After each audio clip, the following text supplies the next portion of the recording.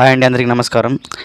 ఇవాళ మనం మదనపల్లి యొక్క టమాటా మార్కెట్ ధరలు ఎలా ఉన్నాయో వీడియోలో పూర్తిగా ఎక్స్ప్లెయిన్ చేస్తాను. చివరి వరకు చూసి సపోర్ట్ చేయండి.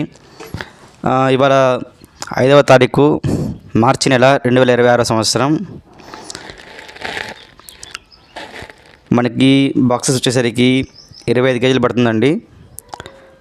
సూపర్ టాప్ వచ్చేసరికి 150 రూపాయల నుంచి 160 రూపాయల వరకు నడుస్తుంది.